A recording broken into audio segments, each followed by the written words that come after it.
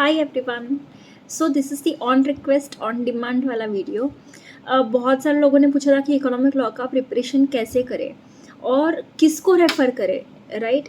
So well मैंने 74 score किया है in economic law and yes, just by I'll tell you the techniques or what I have done to score that. So first of all तो CA गौरव जैन के lectures हैं, book module ही refer करना।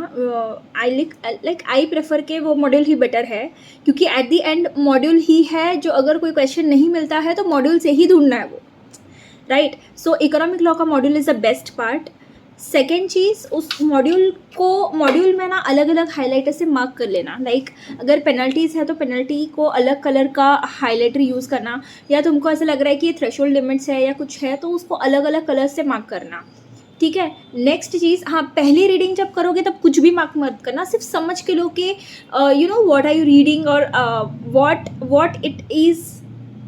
what it is there in that particular chapter. Okay, so first reading, don't do anything or don't mark anything, just go through it slowly. Gradually you'll get to know that these are the things which are important things in that chapter. So the next reading or second or third reading, when you do, mark it with the different colors of highlighters. Why different colors of highlighters? See what happens ना, exam के time पे अगर तुम लोग different colours of highlighters use करोगे और वही देखते जाओगे ना तो तुम्हारे दिमाग में वो बैठ जाएगा और ना इजीली तुम आंसर सर्च कर पाओगे, राइट। और तुम्हारा पिक्टोरियल जैसे ना पिक्टोरियल मेमोरी बहुत अच्छी होती है, yes right, this helps in that. क्योंकि अगर तुम लोग डिफरेंट कलर्स के हाईलाइटर्स यूज़ करोगे, और सेकेंड चीज़, जब तुम लोग CA गौरव जैन सर का लेक्चर्स देखते जाओगे ना यूट्यूब पे, उनके लेक्चर्स हैं, ठीक है, तो वो जब तुम देखोगे ना, हाँ स्पीड में देखना, ठीक है, वो देखोगे तो बुक भी साथ में खुली रखना, तो वो बहुत हेल्प करता है, ठीक है। तो तुमको जब क्वेश्चन आता भी है ना तो तुमको दिखता है कि हाँ हमने राइट हैंड साइड पे ऊपर कहीं तो वो चीज़ देखी है, पड़ी हुई है, प्रोवाइडेड अगर वो क्वेश्चन तुमको इसमें इंडेक्स में नहीं मिलता है तो। Okay, now next point is module कैसे क्या करना है, that we understood. Okay, module को रखना ही है, that is very important part. Second part is index. अब इंडेक्स किसका फॉलो करना, मैंने रोहित शिपर सर का इंडेक्स फॉलो किया था। रोहित शिपर सर का index is the best, I feel, मुझे बहुत अच्छा लगा उनका इंडेक्स। बिकॉज अच्छा, इंडेक्स अच्छा लगा एक अलग चीज़ होती है और इंडेक्स को यूज़ करना एक अलग चीज़ होती है, राइट। तो इंडेक्स तो है, बट उसको इंडेक्स को यूज़ कैसे करना इज़ अ डिफरेंट थिंग। उसमें भी स्ट्रैटेजी लगाओ ना तो बहुत अच्छे से मिल जाते हैं आंसर्स। अब इसमें भी इसके साथ में मैंने कुछ मॉक टेस्ट सीरीज़ के भी पेपर्स लिए थे। फिर जो चीज़ें भी मैंने एक्स्ट्रा की ली थी ना उसको मैंने नंबरिंग दे दिया था सबसे पहले तो, सो दैट क्या होगा, मुझे पता है एग्ज़ाम के टाइम पे कि मुझे 7 चीज़ें लेके जानी है, तो नंबरिंग वाइज मेरे पास 7 पेपर्स या 7 बंचेस मेरे पास अवेलेबल है पेपर्स के, हाँ बुक अलग, ठीक है। तो मैंने ऐसे मार्क कर दिए थे। अगर हाँ अभी का जो मॉक टेस्ट का सीरीज़ रहेगा उसका भी प्रिंट आउट मैंने रख लिया था for a safer side, never know कि कौन सा पॉइंट उसमें से आ जाए।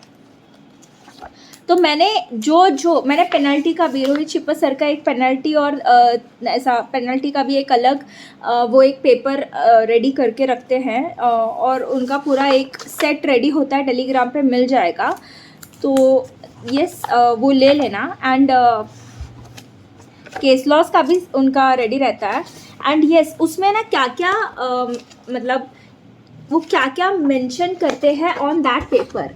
नाउ इसमें मैंने क्या क्या लिखा है, I will tell you. Days limit, penalties, form numbers और केस स्टडी डाइजेस्ट की समरी, ये सब कुछ, ये जो उसमें है ना, भले तुमको पता है कि ये चीज़ पता है, पर एग्जाम के टाइम पे ना पैनिक मोड हो जाता है और थोड़ा थोड़ा चीज़ याद नहीं आता, ऐसा होता है। सो मेक श्योर कि you right each and every thing, भले वो छोटी से छोटी चीज़ हो ना, but make it, right it, exam के टाइम पे बहुत यूज़ होता है। अच्छा, अब एक और चीज़, केस स्टडी डाइजेस्ट तुम जब करोगे तो केस स्टडी डाइजेस्ट को भी मैंने उसको भी एक किया था। उसमें ना मैंने लाइक फॉर एग्जांपल मैंने ना 5 केस स्टडीज़ के बाद एक वो हाइलाइटर स्टिक नोट होती है ना, वो मैंने लगा दी थी। सो उससे क्या हुआ कि मतलब अगर कोई मुझे अगर इंडेक्स में कोई ऐसा मिल रहा है कि वो case study number so and so है, तो मैं इतना बड़ा मॉड्यूल का पेज घुमा घुमा के वो बेटर है कि मैंने नंबरिंग दे दी थी। आई शो यू आगे जाके कि कैसे उसको नंबरिंग दिया है मैंने. तो these were the small things जो अगर फॉलो करते हैं तो मार्क्स ज़्यादा स्कोर करने के चांसेस बढ़ जाते हैं. ओके. एंड रिगार्डिंग आंसर्स कैसे फाइंड करना है उसके लिए रोहित छिपर सर ने एक वीडियो बनाया है उनके इसमें. तो प्लीज़ आप कैसे आंसर ढूंढना है उनके इंडेक्स में से, वो बेटर रहेगा कि आप वो वीडियो एक बार देख लीजिए. अब I tell you some strategies जो मैंने इंडेक्स में भी यूज़ करी थी एंड मॉड्यूल में भी यूज़ करी थी. So I will begin with that. Okay, so this is the index and first of all the foremost thing is मैंने सब कुछ इसमें मेंशन किया. लाइक ये अगर सेकंड है देन जो पेनल्टीज़ वाला है ये फोर्थ है. जैसे कि मैंने बोला कि मैं नंबरिंग दिया है, हर एक इसको मैंने नंबरिंग दे रखी है. लाइक अभी ये मॉक टेस्ट सीरीज़ अक्टूबर 22 का था तो उसको मैंने 10 नंबर दिया. ऐसे जितने भी शीट्स मैंने कैरी करी थी ना उन सबको मैंने नंबरिंग देती थी. ओके.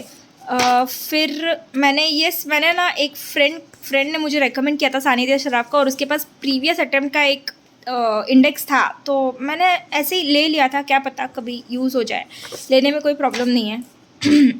फिर इलेक्टिव पेपर 60 का मैंने 12, ऐसे मैंने टोटल शायद 14 शीट्स कैरी किए थे. सो उसको मैंने नंबरिंग वाइज सब कुछ रख लिया था. हाँ, और उसके ऊपर ना ये भी मेंशन करना है, लाइक उस किस में क्या है वो मेंशन करना है. अभी इसमें टाइम लिमिट्स है, एजुकेशन है. जैसे कि वो डिमांड वाले में भी मैंने लिखा था कि उसमें क्या है, ये अमेंडमेंट है तो राइट इट डाउन. भले उसमें लिखा होगा पर जब तुम तुम्हारे हिसाब से लिखोगे ना तो बहुत बहुत मैटर करेगा वो. नेक्स्ट थिंग जो I was about to tell you regarding the index, right. तो इंडेक्स में मैंने क्या किया था, this is the thing, this is what helps a lot well giving the exam.